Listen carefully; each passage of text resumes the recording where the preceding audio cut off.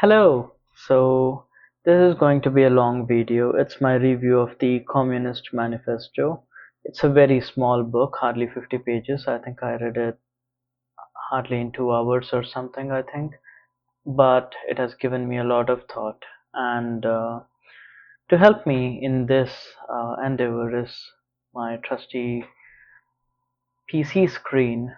There are a lot of terms that were new to me, a lot of concepts that were new to me, and just so we don't veer off track, I have a list of topics that I'd like to go over, my thoughts. I have some handpicked quotes that I'd like to talk about, and then I have some definitions that I would like to refer to just to understand this text better. It's incredible how such a small piece of literature can cause such a huge political revolution that it's still relevant to this day. It's been what, 150, 200 years since this came out, and it has constantly been in the mindset of the people, the working class, on how to see themselves as the drivers of economy in this society. So, okay, uh, we all know how great the document is, and I don't need to talk much about that. Should I start with what I don't agree with? Well, I'm not sure I'm qualified enough to nitpick about what I see are the faults in the manifesto, but well, this is my review, and I just want to share my thoughts on what I didn't like. And also, we have the historical context that the communist or Marxist ideology was employed by Stalin in USSR, and that didn't quite work out, to say the least. And is it because the ideology itself is false, or no? I don't think so. It's probably because it wasn't implemented the way it was intended to be. Well, anyway, I'm probably jumping the gun, so let's begin with my thoughts. Let me set the historical context first. So, this came out in the 1850s, I believe. We have very famously the American independence movement in 1770s, I believe, and then followed by the French Revolution in 1780, 1790. So we already have some sort of revolution in the air, rebellion in the air. We have ideas of liberty. I have a bunch of tabs open, and I'll probably search more when we think of something like that. But I was going through this, and we have ideas of rebellion right away here. So we have, so we know that we know all of this. All men are created equal. They have rights, life, liberty, and pursuit of happiness. Okay, here, that to secure these rights, governments are instituted among men, deriving their just powers from the consent of the governed, that whenever any form of government becomes destructive to these ends, it is the right of the people to alter or to abolish it, and to institute new government, laying its foundation on such principles and organizing its powers in such form as to them shall seem most likely to affect their safety and happiness. Okay, so safety and happiness is at the forefront of the American independence, Declaration of Independence. Capitalism, or so is claimed, and we can see it today in today's world that is ruled by capitalists, that this is not the case. People have become more and more alienated. The structures of family relations are all breaking down in the face of money. And this is the core crux of, or maybe their core argument of communists against capitalists and aristocrats, let's say, that the values that were keeping society together have been reduced to money. Now you can point at a laborer, and as it's called, the proletariat in the document, and put a price on his head or her head, and that is his hourly rate, so to say. And there's we can probably go to a quote in the book that I really liked. Where is it? Mm, uh,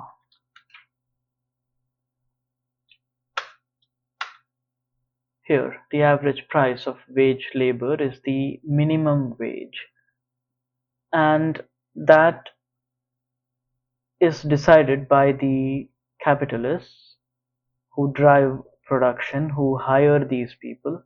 And how do you decide how much wage he gets? Well, it's very simple. You only look at what he needs, not the profits you gain out of his labor, not the capital created or the wealth produced by the fruit of his labor, but merely it suffices his own needs. So, what does a daily wage laborer needs? He needs food, shelter, uh, some basic necessities. Let's say you only give him that much to sustain that lifestyle, and if you do that, you don't let him flourish in his life.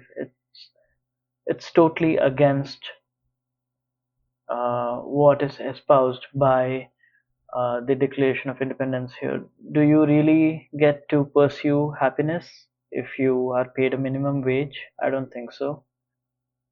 You have a life, you have liberty to do what you want. Uh, you can quit your job if that's what that means, but are you going to do that when all you are thinking about is your next meal, or when your rent is due? Obviously not. You're not gonna quit your job. So this system, the capitalist system, does not allow for this. There is a contradiction here, is what is claimed, at least I think, by the communists. Well, okay, let's move ahead. I don't want to ramble too much, but my thoughts are going to be free flowing. At the end of this review, I'm also thinking of asking ChatGPT some questions. That's going to be fun as well. Some hard hitting questions that maybe I didn't understand. Uh, I don't have a background in political science or anything, so it's all of this is just to understand this piece of literature better. So if you're with me on this ride, welcome. Okay, what do I want to talk about first? So we have the Declaration of Independence in 1776. We have the French Revolution, where much of the same sentiment is followed, although I'm not sure if the terms that are mentioned here, bourgeois or communist, they probably weren't as popular when this was happening. But again, I'm not sure. But essentially, the working class and the lower rung of society, so to say, had had enough, and they revolted against the aristocracy. They beheaded the rulers, and something similar happened in the Russian Revolution as well. Although the Russian Revolution happened much later, and arguably as a result of the Manifesto. But we can see very clearly a lower rung of society overthrowing a higher rung of society. One criticism maybe I can get to here is that just two. Okay, sorry. To begin with, the first line is of the book is also really good. History of all hitherto existing society is the history of class struggles, bourgeoisie, and proletariat. And here's my first gripe with this as well, that society is too vast to uh, encompass in two states of bourgeoisie and proletariat. There are many more divisions of society, and I remember reading something like this in Sapiens by Yuval Noah Harari, that for any society, and this is from time immemorial, that for any society to flourish or to even exist, and even when that happens, society automatically organizes itself into different classes. Now, that can be based on gender, your ability, your profession, so to say. Uh, I don't know what other, your caste, your creed, the color of your skin, as with the slaves. But all of this is natural. Uh, and I don't know how much humans had control over society shaping up this way. Maybe it is the only sustainable way that evolution taught us to live to, and hence this is the state of the world. Now, given that this is the state of the world, the manifesto claims that now that you have the bourgeoisie and the proletariat will revolt against the bourgeoisie. Also, quick side note, there are so many times the word bourgeois or bourgeoisie is mentioned here. I love the word, and I've said it so many times, it's probably become my favorite word in the past couple of weeks, I guess. I love saying it. Uh, let's say it's a difficult read. The book is a difficult read, that's what I had written here. So the two characters are introduced. You have the hero and the villain here, and there has to be a revolt, there has to be a resolution, which doesn't happen in this book because it's a political ideology that is being espoused here. It is written for the workers, I believe, and it has to be simple in its text. I don't know if the German version of the text is simpler to read, but I read the English translation, and I quite didn't understand the historical context, especially in chapter 3 where they're talking about the literature. It didn't. I couldn't relate much to it. Uh, Maybe it's a sign of the times. Maybe in 1850 the daily wage workers were able to comprehend such language, or maybe in German it was simpler to understand. Anyway, I don't know about that, but what we have uh, is this society with different classes, and the proletariat is the working class, the bourgeoisie is the businessmen, merchants. Let's look at the definition very quickly. It's materialistic values and conventional attitudes. Who do they comprise of? Middle class, who own most of society's wealth and means of production. So they are the one who call the shots, basically. Okay, got it. What does communism mean? It's a political theory derived from Karl Marx advocating class war and leading to a society in which all property is publicly owned and each person works and is paid according to their abilities and needs. And not, well, hmm, that's interesting. It's flawed in itself to think that all property must be public, but is it even possible? Let's say Stalin and Lenin and all the communist leaders stuck to their principles and didn't exploit workers as they did, evidently. Would it be possible to have a society like this? I don't think so. You do need private property sometimes. Anyway, again, I'm rambling off. Let's go back to what I wanted to talk about. What does it say? These are the quotes from the book. Is there anything here? Yeah, it has torn. Bourgeoisie has torn away the family, its sentimental veil, and has reduced family relation to mere money relation. Yes. So if you put a price on everything, if you put a price on labor, if you put a price on product, then some of that sentimental value is lost. And I can relate to this definitely. If you measure everything by how much it costs, you do not look at its beauty. Uh, if you have a bouquet of flowers, instead of appreciating it for what it is, if you start thinking of how much it would cost me to buy that, does it reduce its beauty? Yeah, definitely. So, such thinking itself is inherently present in the capitalist world. So, you cannot run away from that. But the communists say that when you abolish all private property and everything is owned by the state, and it works for the betterment of the daily wage worker instead of whoever owns them or the business, then would you find happiness? Is that what it is? No.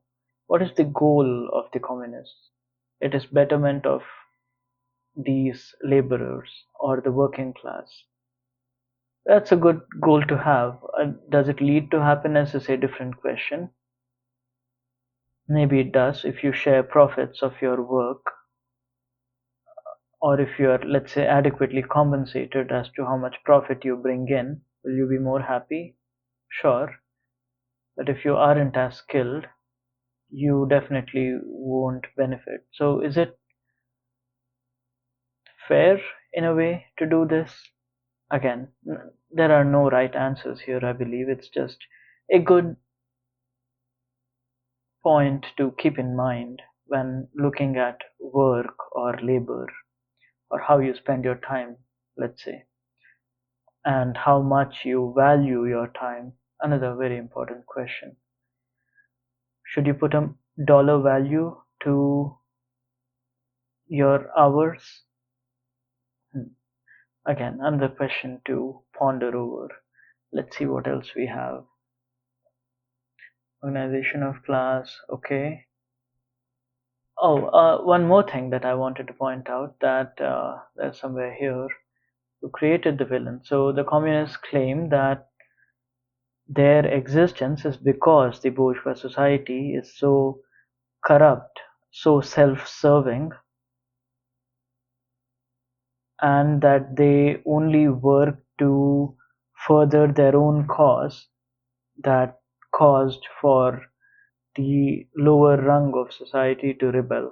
That's another very interesting Batman-esque, Batman Joker dynamic going on here, that you need a hero to latch on to, or a villain to latch on to, and so you can become the hero after overthrowing them. Very interesting how that works. If there were no aristocracy, well, let's leave out aristocracy. I'm surprised they didn't mention aristocracy more. Their struggle is against bourgeoisie for some reason, or maybe they clubbed the two in that word, in the sense of the word. But okay, what was I talking about? Yeah, so if there were no bourgeois society, you wouldn't have this situation where you have poor working conditions or no money at all for the laborer. I don't know how true that is. At least because I have always lived in a, or I mean, we all have lived in a capitalist world.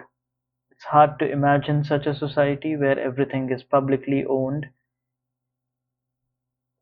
that it seems all too fantastical or utopian even to imagine such a society. But one thing is for sure, that the values that capitalism espouses, that of greater wealth leads to greater happiness, that has been debunked. That's not true for sure.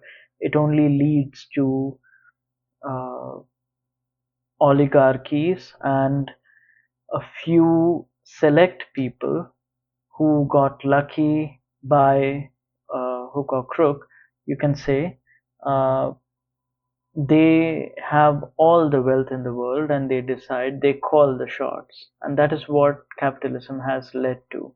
And to keep a check on all of that, you need an uprising, something like this.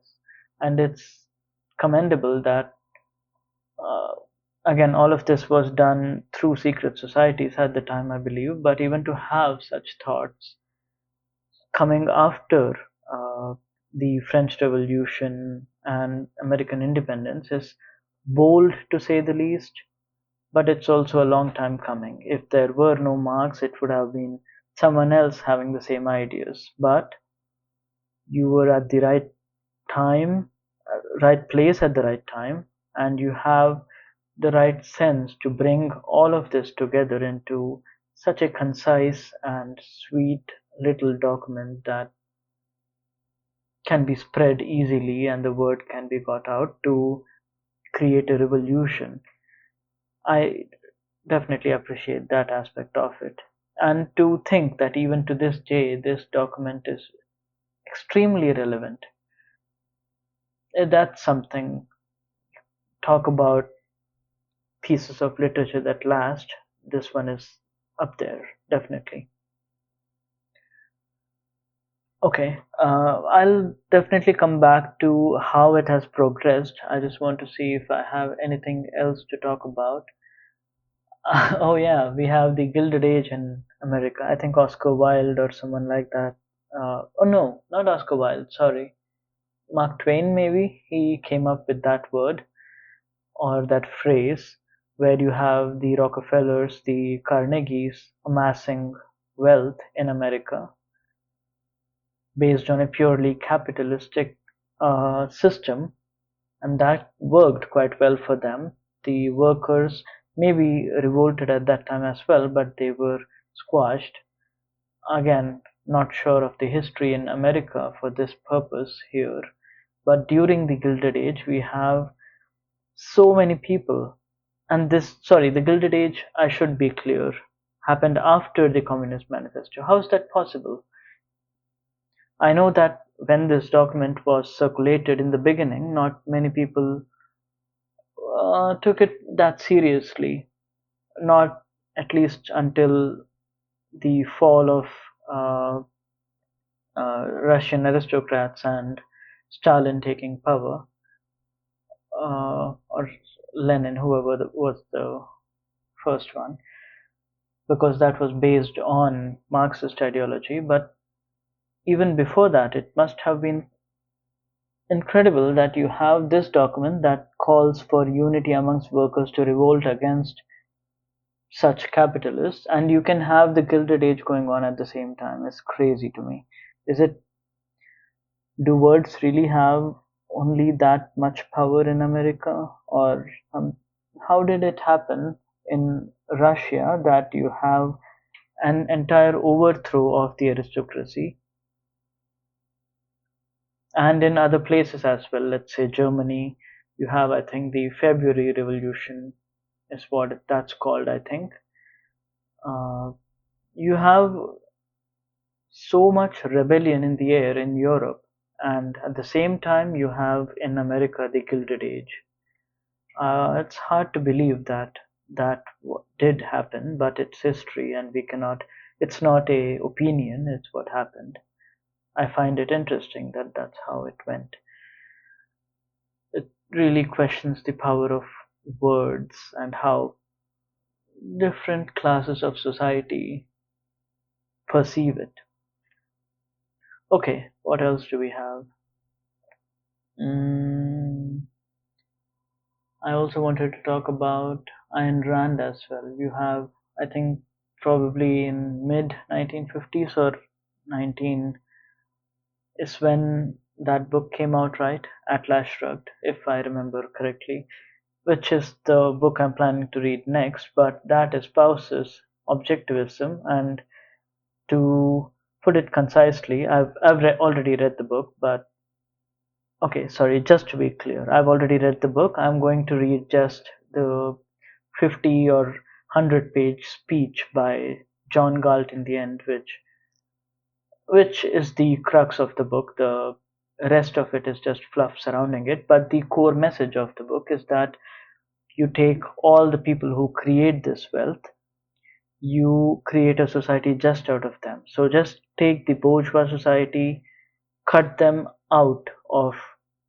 our social fabric, remove them from society, put them in an island somewhere unknown, and the rest of the proletariat society will collapse, and only the bourgeois society will thrive. Is that, well, that is clearly an antithesis to the Communist Manifesto for sure. We can see that. Also, it reads a bit like satire, is that, again, Ayn Rand, there are millions of people disagreeing with that philosophy. You don't need me to criticize that, but it is fantastical to say the least. It's utopian, again, not going to happen. But the truth is somewhere in the middle, I feel. You cannot have just bourgeois society calling all the shots and living peacefully, and the daily wage workers doing all the work and being satisfied where they are. Everyone wants to move up in life, everyone needs more, everyone wants better. But those who already have more than they need, let's say, because there's no end to what you want, you'll obviously want more. So maybe a bit of Ayn Rand and a bit of Karl Marx is what we need in this society to create a middle ground, so to say.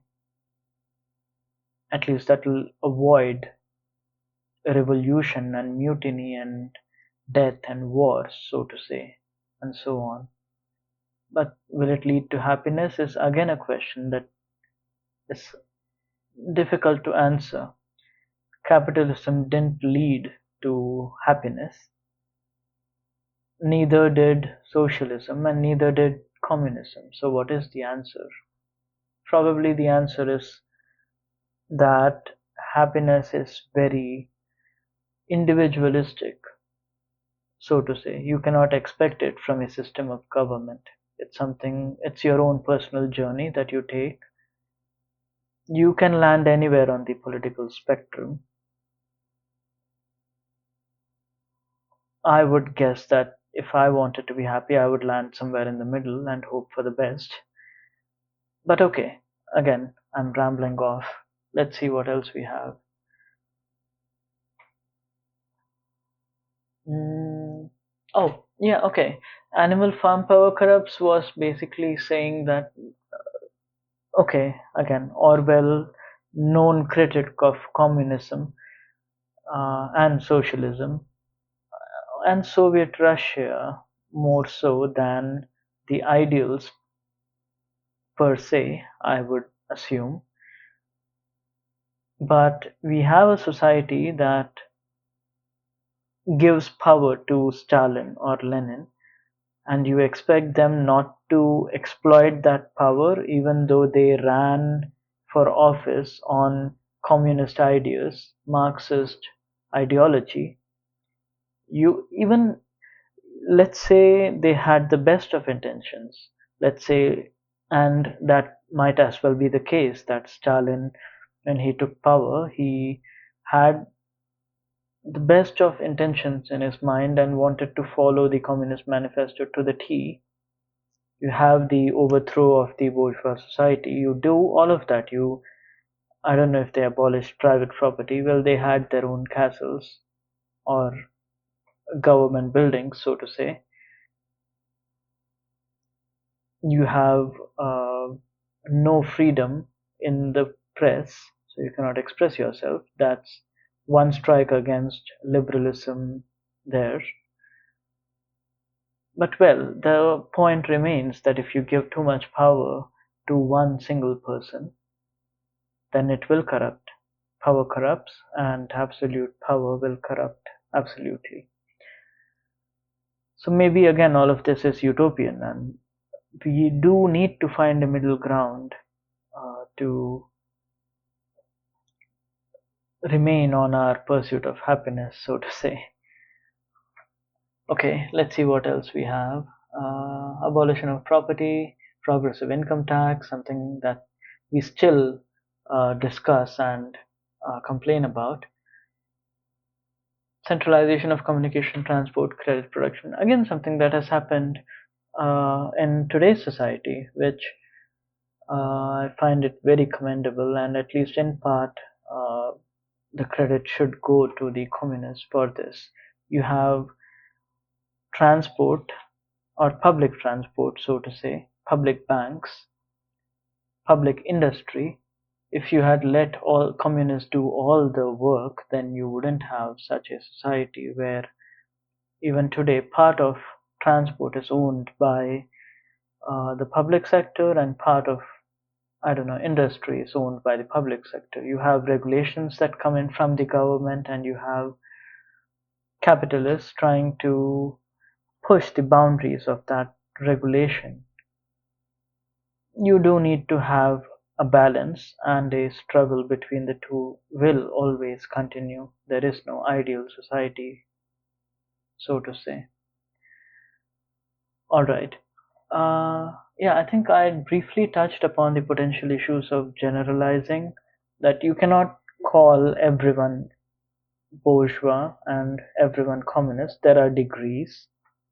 In my mind, on some days, I do feel that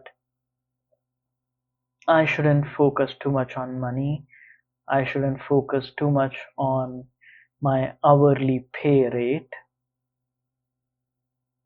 But on some days, I do see the benefit in doing that, especially when rent is so high. Is it uh, is it my fault to think in a capitalistic sense of the word in my thoughts? That is the society we live in. If everything was public, then would I only think in communist terms? I don't think so. I still have my personal ambitions. If everything is publicly owned, will I have my drive to achieve more? I don't think so. So, again, coming back to finding middle ground, the society that is expected as a result out of the Communist Manifesto, all the rebellion, all the revolution, all the unity of working people, all of it is utopian. It is not an ideal society. It's too good to be true, and it's not plausible. It's not going to happen. Just find a middle ground and be happy with it. Okay, let's very quickly move ahead. Modern bourgeoisie is itself the product of a long course of development. Yeah, so yeah, why would they not do that? They see profit, they take it for themselves and give you only barely enough to reproduce and continue your life in the drudges. They don't care about you. They don't care about sharing their profits with their workers. That's not going to happen. If you want something, you ask, you fight for it, which is again one of the results of this document. So, respect for that, but again, hard to say if the bourgeoisie should have been kept at a higher standard because they had time to think and intellectualize, so to say. The world is profit driven. You cannot uh, you can try to change it, but at the end of the day, if you get the power, will you not abuse it? That's again too utopian to even consider. Let's say, what else is there? Bourgeoisie has stripped of its halo every occupation hitherto honored and looked up with reverent awe. It has converted, okay, yeah, this is another very good point. It has converted all of these professions into a fixed dollar amount. That's crazy. You think of the doctor, you think $100 for an hour or something like that. You look at a plumber and you think whatever the minimum wage is, $15 an hour. It's crazy how you can do that, and it's a result of the capitalistic society. And they are very true, the communists are very true in saying this, and I definitely agree that it takes the charm out of a profession. A very famous line, or I don't know how famous it is, but it's one of my favorites, that uh, Arthur Conan Doyle via Sherlock Holmes says that something along the lines of my profession is its own reward. And such a beautiful sentiment, that the work you do is the reward that you get.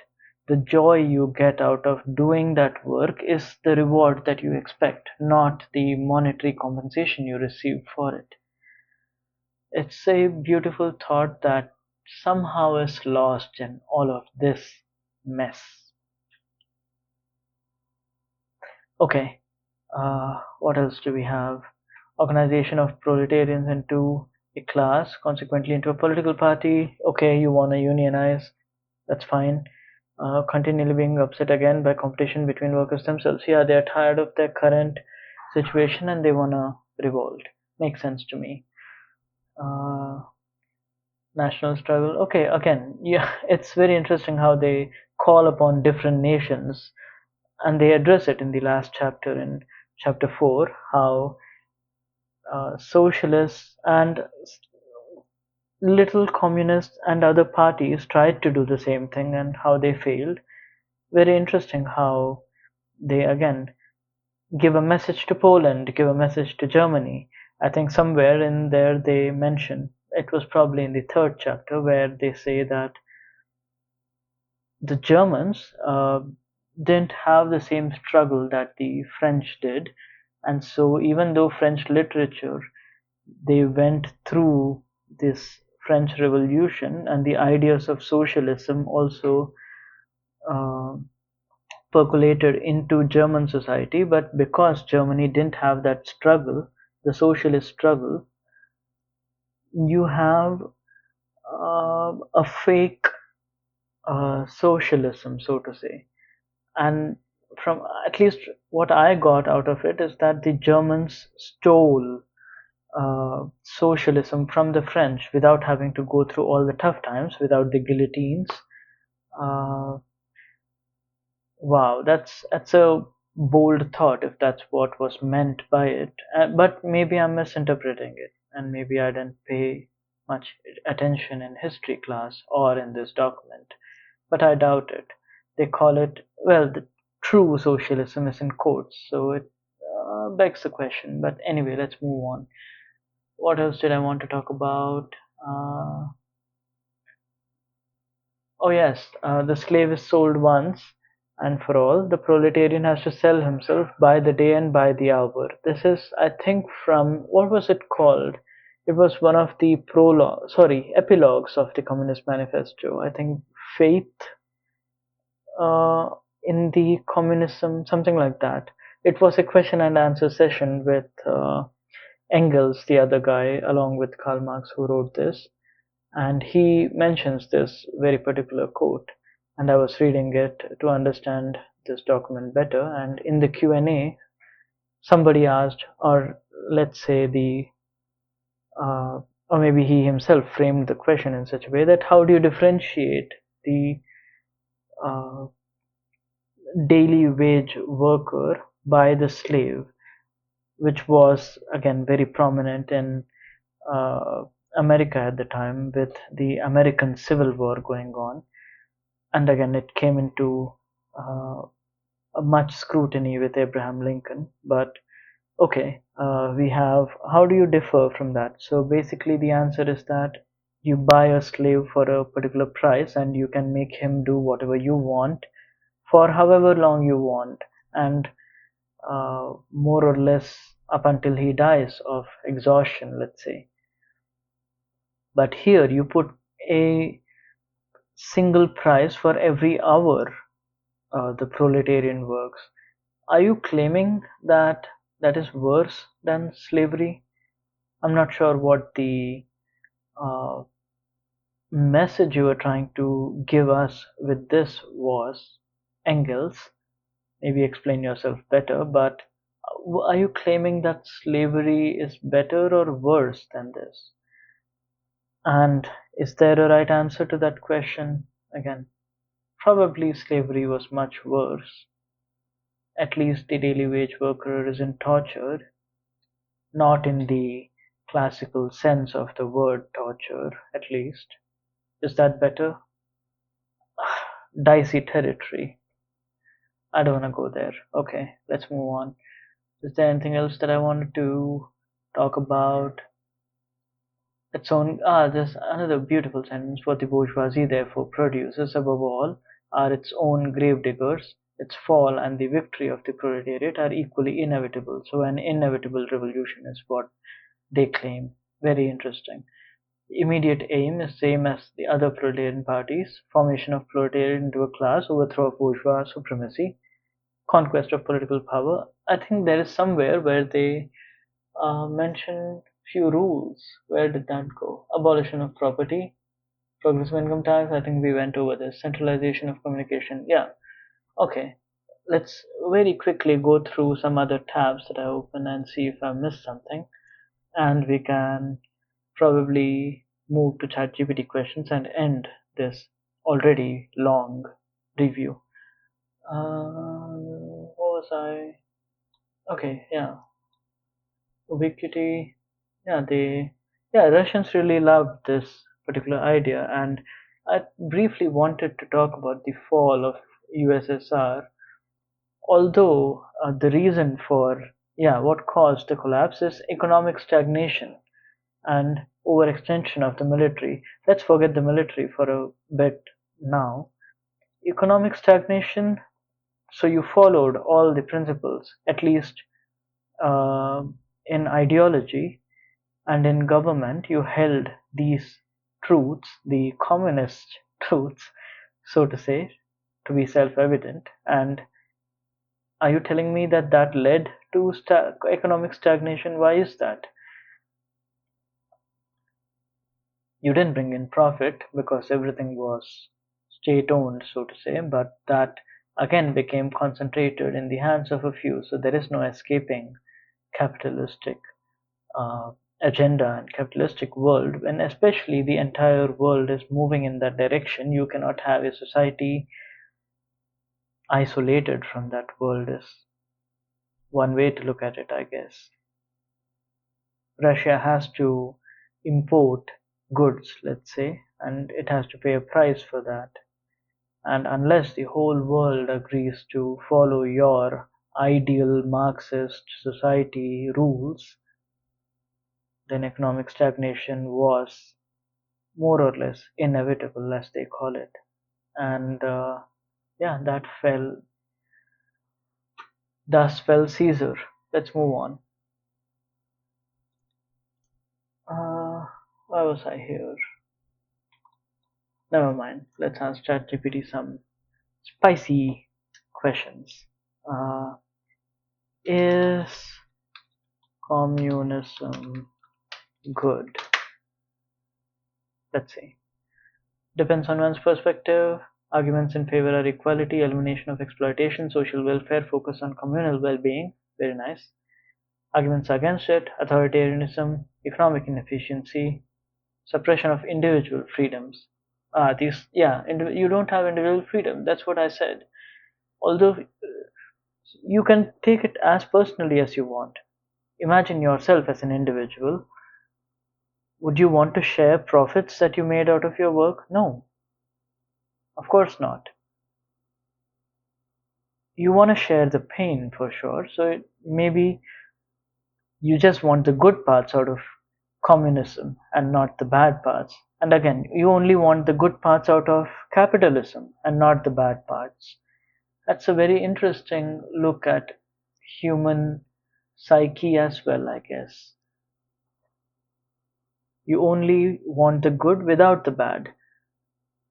And I can search the same thing for capitalism, and it will be inverted, I'm sure.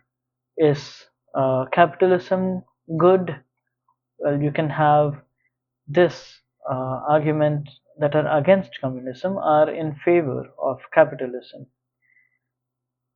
Suppression of individual freedom, well, you have the money that you earned. You don't have to share your uh, profits. Is that good? Well, depends.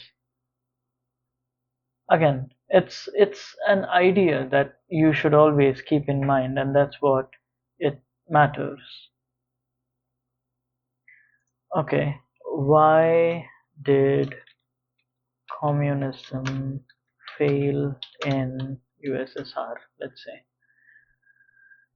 Economic inefficiency, we look briefly at this: lack of incentives, few personal incentives to increase productivity, and exactly what I said. If all your profits are equally divided, would I want to work more hours or less? Definitely less. Poor quality, shortages, yeah, definitely. Corruption, and I think this is a bigger critique of communism. You cannot have power or imagine power spread across the state and not have a single leader. There will always be people who have more power than others, and when you get power, you use that power to perpetuate that which gave you power and which in turn brings you more power, much like money does in the capitalistic world. They keep accumulating more money, you keep accumulating more power. These are social currencies that you cannot run away from: power or money. These are social truths that you cannot run away from. And too much of anything in concentrated individuals is will lead to bad outcomes. Elon Musk doesn't realize it yet, but it's coming for him, I guess. Or, well, I can't imagine Elon Musk suffering anytime soon, so let's leave it at that. Okay, ideological rigidity and failure to adapt. Well, yeah, well, yeah. If you don't have it in your ideology, then you aren't going to change yourself. You were opposed to change. You did rebel against aristocracy, but what next? You didn't think of that. You didn't think of a game plan. You didn't think what would happen next. Would the life of the daily wage laborer become much better or idealistic even after your little revolt? You didn't think of that, Marx, did you? Well, you died. When did Marx die? Sometime in the 1880s, I believe. Well, you weren't alive to see the Russian Revolution even. Ah, that's interesting. Okay. Well, is there any other question that we wanna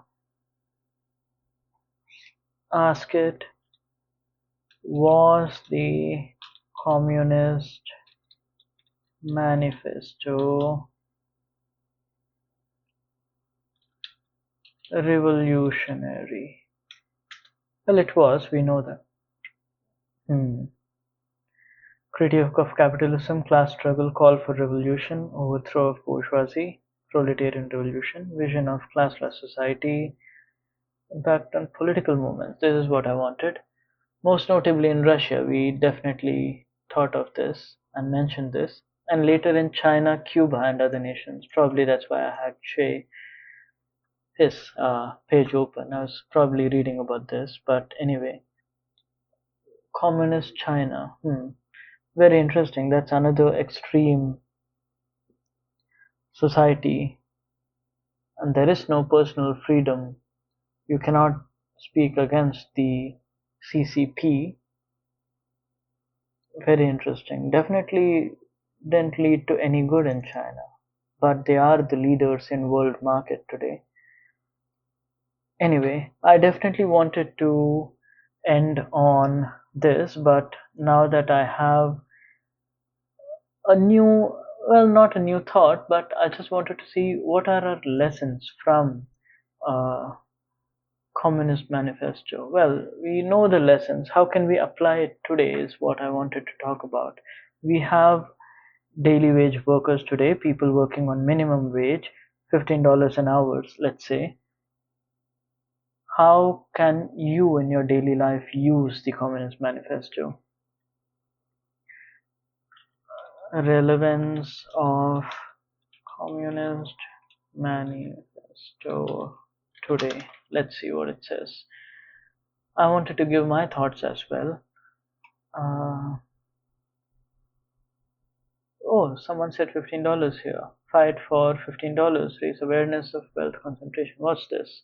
Ah, the Occupy Wall Street uh, revolution. Okay. What can we learn from it though?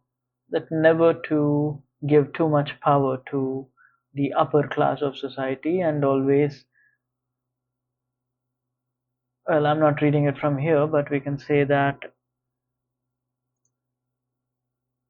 always seek out inequality and try to correct it. You hold the power to change, you can affect change, and if something is unfair, and if you, and again, how do you decide if something is unfair? You need to have critical thinking, and you think how you can improve your own conditions, and if that is at the cost of overthrow of society, of bourgeois society, you do that.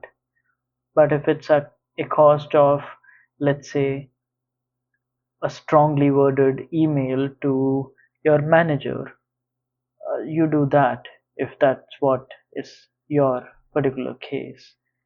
Fight for your appraisals, fight for more pay in your job interviews. Know that you deserve better, and don't go by societal norms, because those norms only benefit those at the upper end of it. It's created by them, it will be perpetuated by them. If you see something wrong, say something and fight for your rights, is what I take away from the Communist Manifesto. I think that's a good place to end. It's an essential document for you to read, and yeah, uh, good luck with understanding this and applying it in your daily life. Hope you have a good one. Thanks for listening to me rambling for what I think is more than an hour. Good one. Thank you.